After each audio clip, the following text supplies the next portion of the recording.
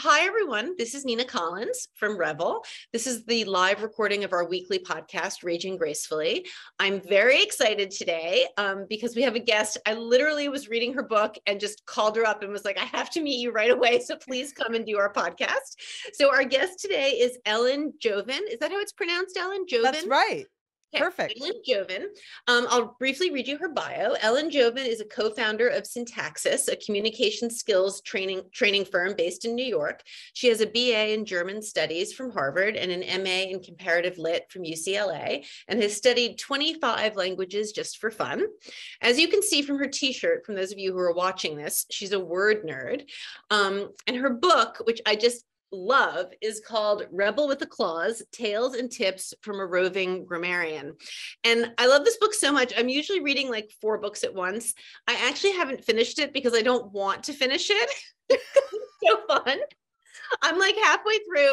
I mean, I have to finish it by next week because I'm going to bring it to one of my children for Christmas when I fly to Dallas, and because my son has asked for it.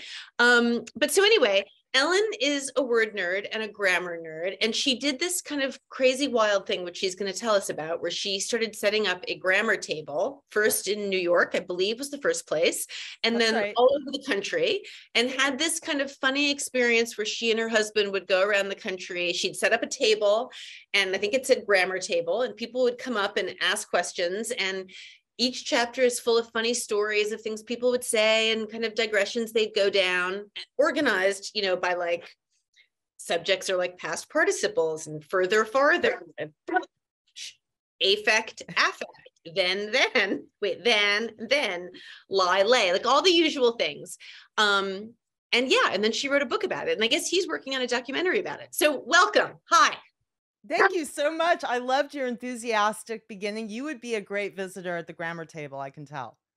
I'm sure. I was thinking in anticipation of meeting you that like I'd be nervous about saying the wrong thing, but I'm not really nervous. I mean, part of what the charm of the book that's so great is it's like, first of all, each chapter, you talk about people coming up to the table in different cities, whether you're in like Austin or Seattle, and like funny stories of people. So it's very it's got a great memoir humor aspect, but then you really do dig into the rules and explain stuff in like a funny, accessible way. And they're all subjects. Like I'm constantly, so the joke you joined, I friended you on Facebook, and what you missed was like a month or 2 ago, my dog was potentially having this like emergency illness, and I had like a crisis, and I had to go to this emergency hospital in Queens, and the technician I was dealing with had really terrible grammar, and I was really stressed out because the whole thing cost me $17,000. It was an insane, like Strudel had to have surgery, and I was like, do I kill my dog? So I was really under a lot of stress. And meanwhile, this woman was using the worst grammar that I actually corrected her like in the moment. And then I posted about it on Facebook, and people were like, you're really an asshole. Like, who does that? And I was like, okay. And I told my kids what I had done, and because I correct them all the time, and they were like, that is such an asshole move. So it was particular. So like, I love this subject. But I make lots of mistakes. There are lots of things that confuse me all the time too. And your book completely explains it in a very friendly way. So That's very nice to hear. Thank you for that. yeah. So tell me how, like, I want to know so much about you. Like, where did you grow up? I grew up in Los Angeles. I was born in Northern California, and I lived in Germany for a couple of years when I was a little kid. But my parents split, and then my sister, my mom, and I went to LA, and I grew up there. So I went to elementary school and high school there. I actually went to 2 main schools. I mean, just one slight detour for a different kindergarten, a different school for kindergarten. And I think those schools were very instrumental in my language development, although my family is also very languagey, but my schools were ideal for the way my brain works, teaching me to love and enjoy and play around with language. How interesting. Were they public schools, private schools? They were private schools. I had to have I think a main motivation for picking the first one is that, they had to have late care because my mom worked and there was no one else at home. So she was a teacher, and then later an elementary school administrator, a principal.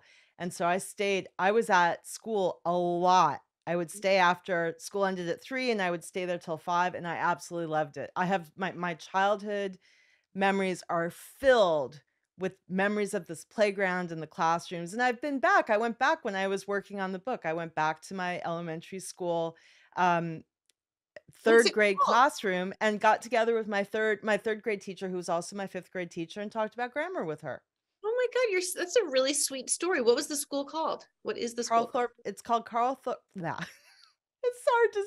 I can't pronounce it, but I went there. That's Carl fine. Thorpe Elementary, and my teacher, Miss Bickle, is she's still in my life. She's my Facebook friend. Oh, and I also visited my eighth grade English teacher, who taught me diagramming, sentence diagramming, which not that many people do now, but which I loved so much. I almost wore a sentence diagramming T-shirt for this conversation, but I I thought this was more inclusive of the things I like. both would be good. I vaguely remember diagramming sentences, but did not get enough of it. And it seems today like kids don't get it at all. I mean, we could have a whole, obviously, long conversation on the devolution of language and how no one seems to be like my daughter was one of my daughters. I have 4 kids. One of my daughters went to St. Anne's, then Exeter, then Wesleyan. And I think has really appalling grammar. And, she's a real advocate of the like language is evolving and it doesn't matter. And it makes me insane. So But you lucky. did surely you saw some of that in what you've read so far from me too, though. Totally. No, I love when you're relaxed about things, like trying to think of a good example. There's one like further, farther. You really don't seem to care. I really don't. Yeah. Further, farther, I just feel like it's really easy. So I feel like there's no excuse when people don't get it. Actually, one I want to talk to you about that I'm really having a trouble with right now is, what is it? Sydney actually does this all the time, and I'm not sure I'm correcting her right. Less and fewer. Yeah, fewer and less. Yes, Sydney says less. Isn't it? Wait, fewer. It's a plural. Fewer nouns and less. You explain. If the noun is countable, if you can, say one of it, two of it, three of it, and so on, the standard is to use fewer for what you call countable nouns. So you would say fewer cups of coffee, Fewer but apples. less sugar in my coffee. Right. Okay. And but the thing is, it's murkier than people make it out to be, and less has been used in cases where people often are very strict now about fewer for centuries. It has a long history. I really I love Merriam-Webster's. The online website, the free online website, often has commentary on this kind of stuff. If you scroll down below definitions, I think if you Google, Merriam-Webster usage note and then the thing you're interested in, it will often pull up the entry. But they have great commentary on this stuff. And the things that people end up arguing over all the time are often the things where it's really a little messier. For example, I bet you want the grocery store express lane to say 13 items or fewer. Yes, that makes me insane. Yes. Yeah. So I think that sounds pedantic. Well, so I thought of you because in my Facebook post when I wrote about your book, right, everyone suggested these other grammar books. So I've bought them all. So I've been reading Eats, Shoots, and Leaves, and I've just started the deluxe transitive vampire. I have to say, I'm not liking Eats, Shoots, and Leaves as much as everyone does. I prefer your book. I mean, it's funny and it's English, but she is like a stickler in a way that I don't know. I just don't enjoy it so much. Well, that is I have heard that complaint about her. I read the book originally when it came out. I mean, I was insanely jealous, first of all. And it was piled up. It was piled up in all the bookstores. I remember everywhere I went, there it was. And when I got it, I stayed up until 4 in the morning. I still remember I was visiting my sister in the Bay Area, stayed up till 4 in the morning and read it. And I think I haven't reread it in recent years, but I think I read it as having a sense of humor that sometimes people don't perceive in it. And maybe I imagined it, but I saw her do a book talk on her next book, and I found her to be very chill and funny and good-natured, whereas all yeah, the people in the audience it was about etiquette, which I think is kind of interesting. So she went from a book about grammar to etiquette, and the people in the audience were typical New Yorkers bitching about everything. And she was just la da da, very relax. chill. I can kind of see that because I actually found, I think the foreword, I liked it a lot, or the preface or whatever, but then the book itself, it's just, I don't know, whatever, it's different. Well, I don't mind if you like my book better. That's fine with me. Yeah, no, I really, really like your book. So yeah, there are signs. Oh, that's what it was at the vet's office. I wish I could find that post. There was a sign. There was a sign that was just so appalling, and it was. I posted that picture, and that was what I corrected. In any case, what is your biggest pet? Like, do you have a pet peeve at the moment, and does it change in your life over time around grammar, or are you just so immersed in the subject that it all kind of rolls off your back?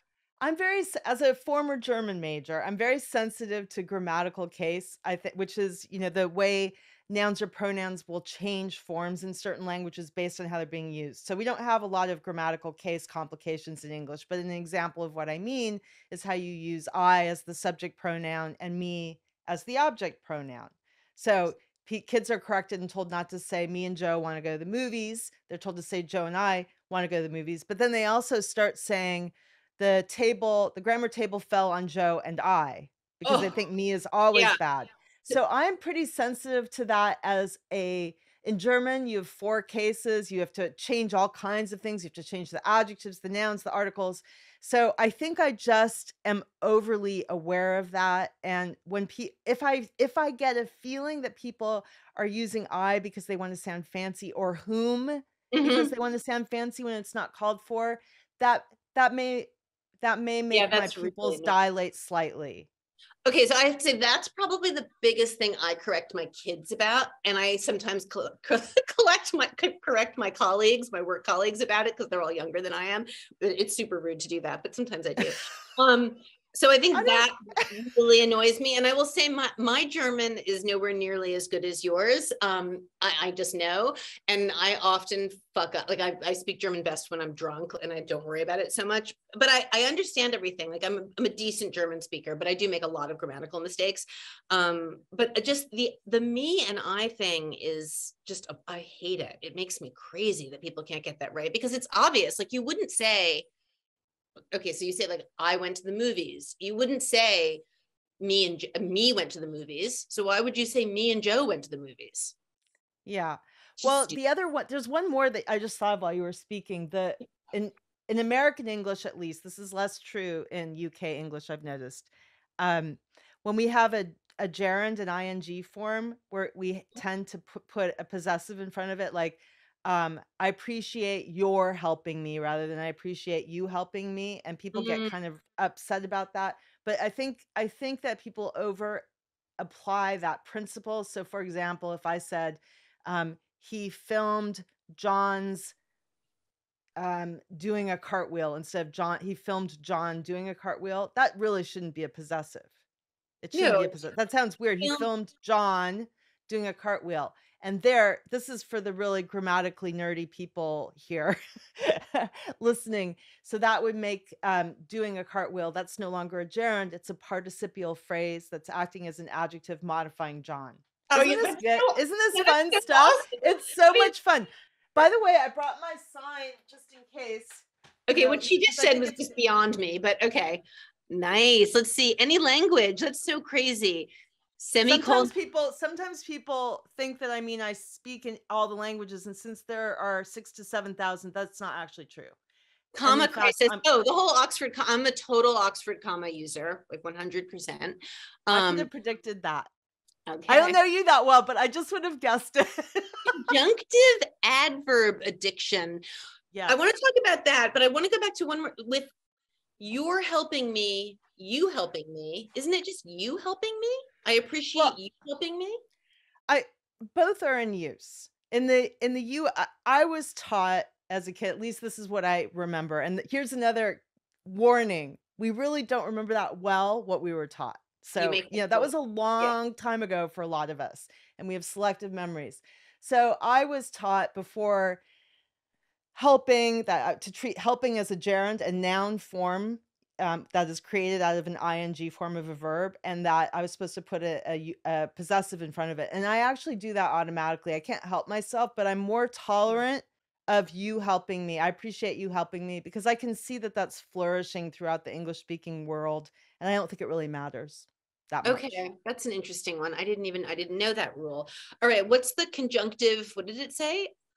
Oh, Conjunctive. conjunctive adverb addiction. I Yeah, kind what's of made that? that. I may have possibly made that one up, but that one is the conjunctive adverbs. I like the term. Sometimes terms sound a little bit like there's an emotional content, or I don't know, that one sounds almost like a disease. It sounds really scary. Conjunctive. So, yeah, so conjunctive adverbs are conjunction-like words such as however, furthermore, moreover, nevertheless, nonetheless, and you see them flourishing in certain kinds of legal writing, often academic writing. And when I Mhm. was in graduate school, one of my professors said to me that I was using a lot of them to create very long, complicated sentences. Was that really what I wanted? And I said, no, that's Thought absolutely, of I that. don't want a ponderous, you know, Okay, so weighty using style. words too much. That's interesting to think about. However, nevertheless, furthermore. Yeah, I don't think I ever. It's not that I don't use them, it's moderation. Yeah, totally. Someone in the audience is saying it drives me crazy when the past perfect isn't used when it should be. If I knew, I wouldn't have gone. So Wait, you're drive. talking about if I had known. If I had known. If I had known, I Right. If wouldn't I have knew. gone. Yeah. Got If it. I If had I known. had known. Yeah. But there's a funny one also, sometimes people I hear this with occasionally with law enforcement. I don't know exactly why it is, but you sometimes see people tell stories all in past perfect. So, and then he had gone to the store and he had seen a man instead of just using simple past, which is also an interesting Yeah. thing That's to definitely me. weird. Someone else says, and if you get stuck, rephrase. I appreciate your help. Oh, I don't. Oh, I Oh, appreciate your right. help. Back to the Absolutely. parenting. Yeah, yeah. Although in the moment, we're often trapped with our we're trapped with our choices on the fly. But that is one, yeah, that's one where I don't usually go a different direction, but in writing I might, because it can sound like, "I appreciate your dicing the potatoes for me." In writing is maybe a little over the top. Yeah, that sounds a little bit much.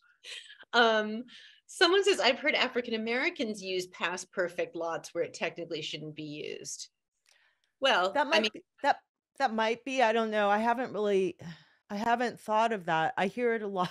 I've heard it more with detective types, but, that may be true as well. yeah, interesting. All right. Yeah. Tell me a little bit about what past participles are. I love past participles. First, I love the term because it has a lot of P's in it, and I get attracted to the sounds of words. Hmm. Um, but they are the definition is not very clear, so I just like to explain it as it's the form of a verb that you would put in a blank in the beginning in a sentence that begins like this. I have blank, blah blah blah blah blah. So for example, the past participle for talk would be talked. I have talked. Talked is the past participle. And you Okay. use it to create these you often use it to create perfect tenses. I have talked to him 5 times. Have talked is what you call present perfect, which automatically makes people insane because I use the past participle in present perfect, and what the hell is going on?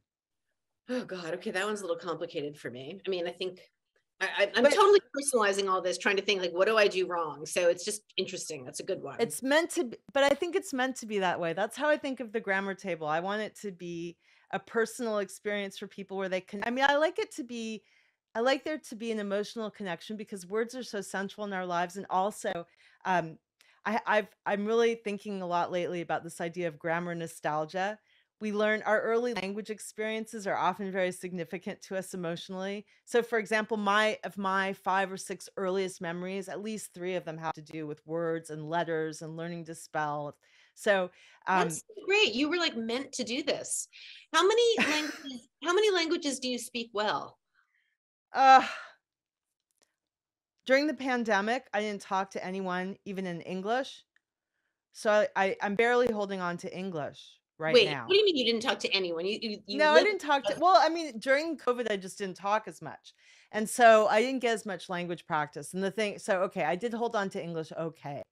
But my skills in all my other languages degraded terribly. So someone asked me the question you just asked me the other day, and I said, and so for the last few weeks, I've been frantically restudying so I can answer it with some, greater confidence. Honesty, yeah. The most I was ever fluent in at one time, and, really by fluent, I mean really able to function in the language, was probably 6 if you count English, which I'm going to because it makes the number sound bigger. All right, so Uh, what else? I'm gonna guess what they And are. I've really spent a lot of time on it. I want some credit. But German? right now I can't. I don't know what I can do. I can do something in a lot, but I can do something in a lot of A languages, lot of language. that's the so I remember pieces of things I've studied. And then the great thing about languages, if you learn them and then you go back to them later, it may feel like you don't remember anything at the beginning, but it tends at least, I Oh, mean, for me, totally. I think this is true for most people. It starts to come back in a flood.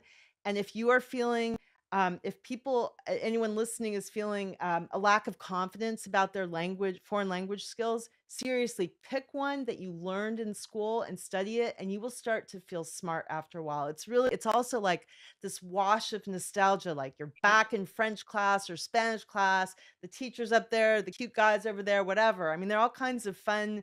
Yeah, or you're back I in had a great time. Yeah, or you're like back in Europe when you were 18. That's totally like my German at base is always is like it goes back to there's like some base level that I'm just okay. Like I can do it. It's good. You speak, I assume, French, Spanish. So the ones that I was fluent in, and then I'm working on it again. German, French, Spanish.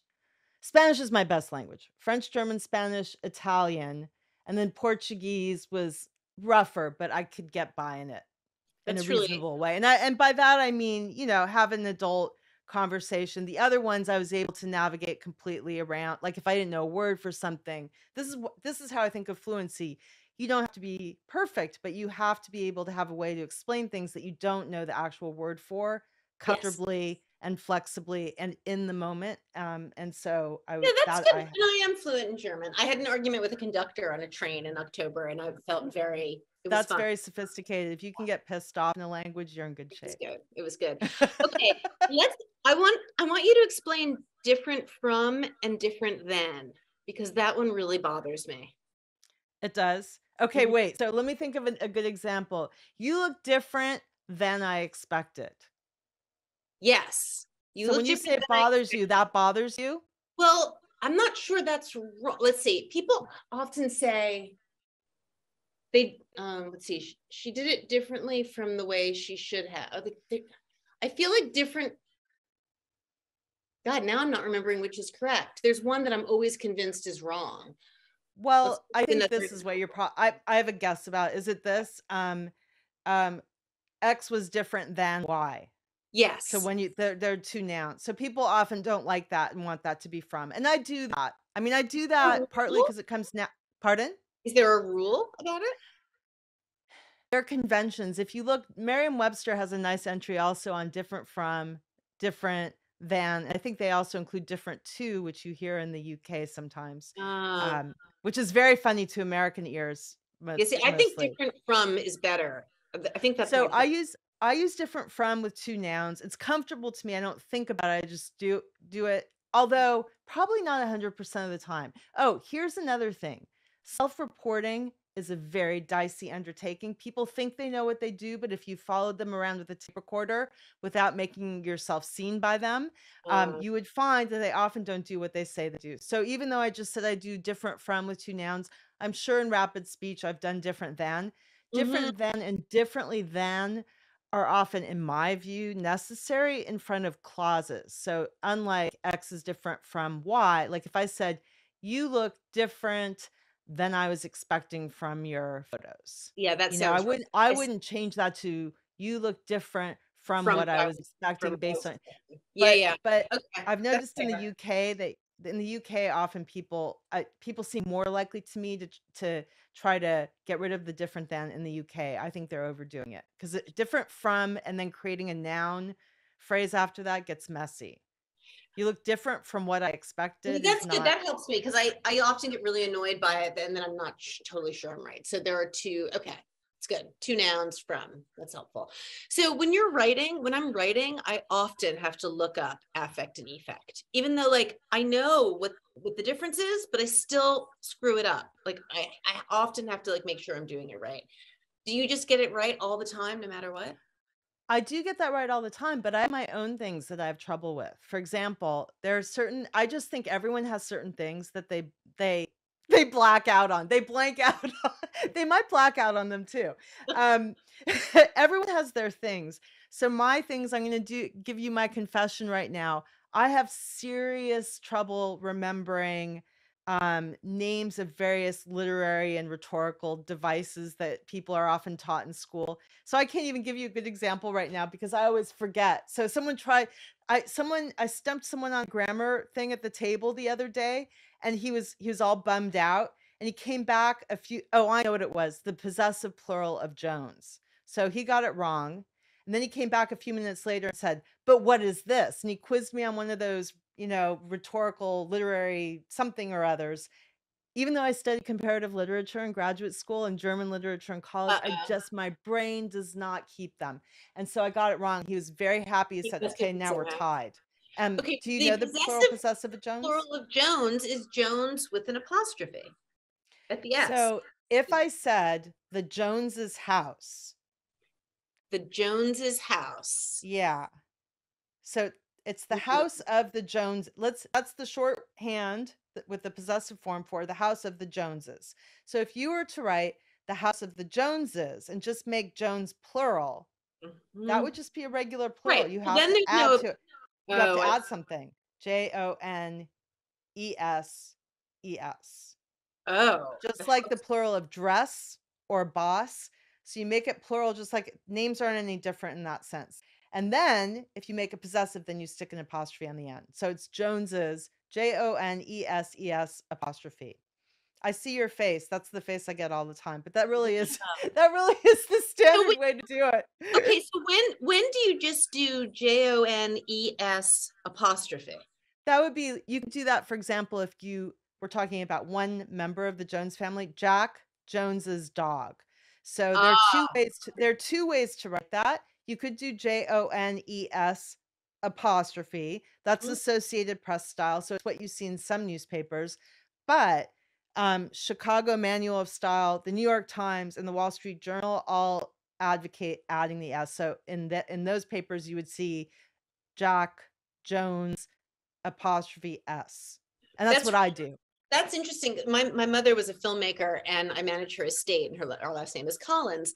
And when they say Collins's film, I always get annoyed. I always think it should just be Collins apostrophe, but some people do apostrophe and then an S, but there's no consistency. But you're explaining that's because both are The New allowed. York That's what the New York Times would do. The New York Times, I think Interesting. I like it because, well, how do you pronounce it if you do the possessive of her last name? Would you say Collins, Collins Collins whatever, or would you say Collins's? right? Collins's film, Kathleen. Yeah, I'd really just I say this say is about I Kathleen personally say Collins. Collins's. But you see Right. variety in there. It's really fascinating actually if you audit people's habits, the way they form them in writing, because where they have a choice, you see chaos. You see people doing it both ways, but then also sometimes people vary the pronunciation based on how it's written. I never do. I always pronounce it the same, whether I am adding the adding the S for Chicago style or not adding it when I'm following AP style. I say it the same.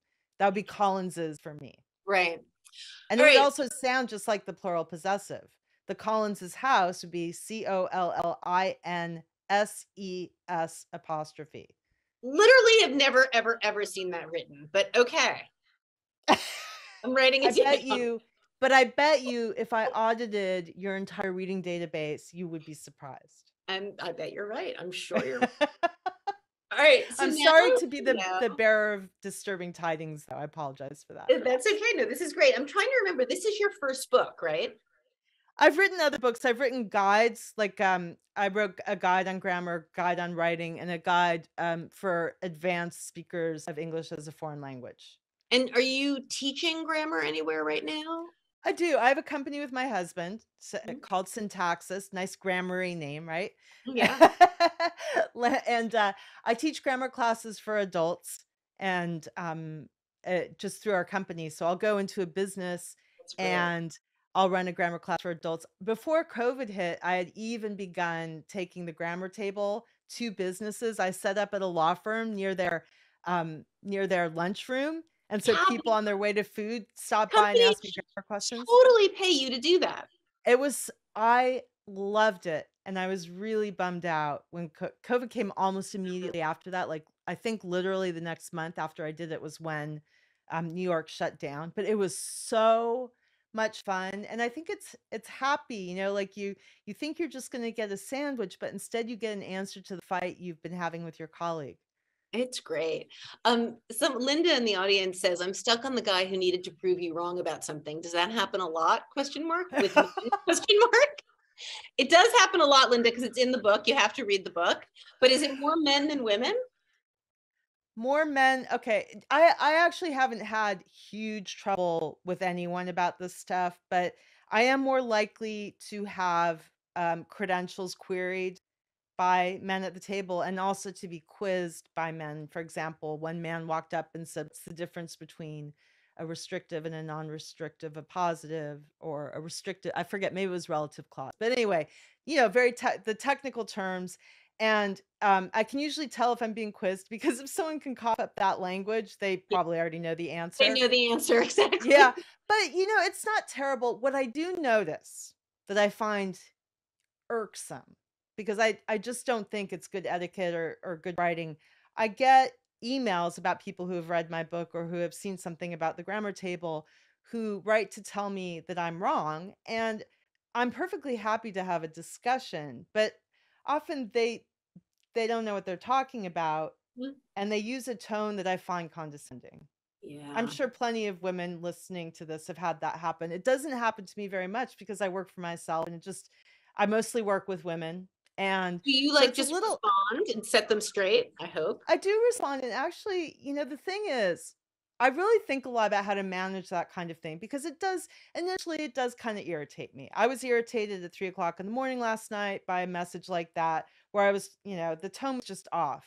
And then I try to reply in a way that's just factual rather than defensive, because Yeah. defensiveness just doesn't get me Defensive is, anywhere. yeah. And often I think it's sometimes a writing and communication problem. They don't really feel that confident about their knowledge. It somehow it doesn't get expressed right in the message. I don't know how to explain it. And I'm sure people have different views on what it is that causes this. But Yeah, I don't overall, think because anyone I'm listening on to my own, I'm not that bothered by anyone.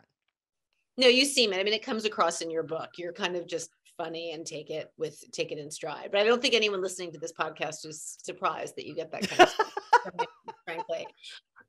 So what is like the future? What's next for the grammar table and for you? And how's the documentary coming along and The stuff like that? documentary is far along. Brant, my husband, is working on it right now as we're talking, and I periodically hear him cracking up.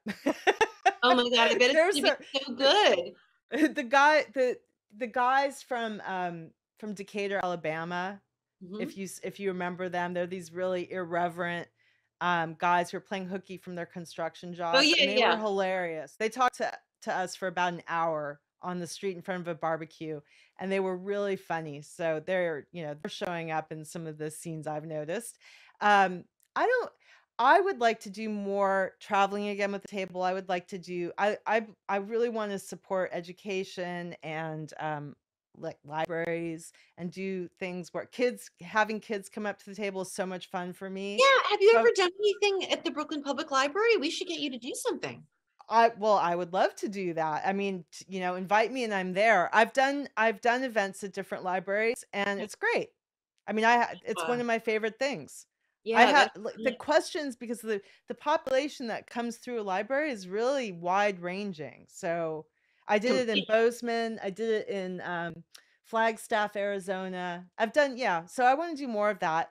And I do want to go back to more of my corporate clients and just hang out by their lunchrooms because what is better than combining food and grammar?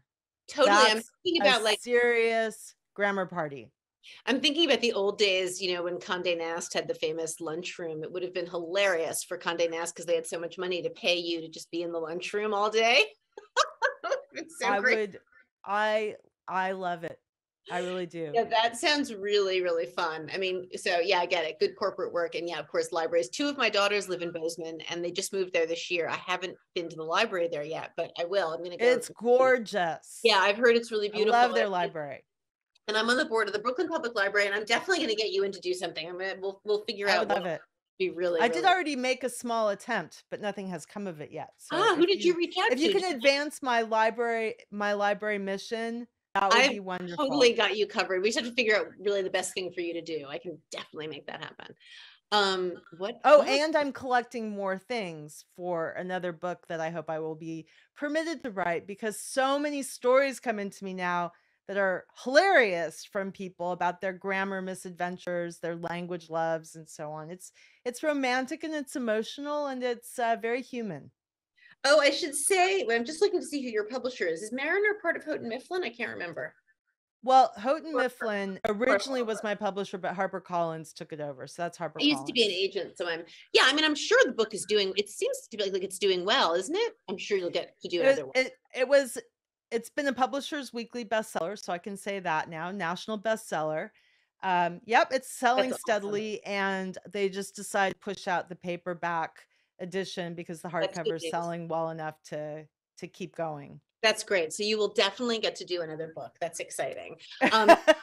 Everyone, guys, this book is called Revel with a Clause, Tales and Tips from a Roving Grammarian. I should also add, I forgot to tell you, to the audience, that every chapter ends with like a really cute little Quizlet.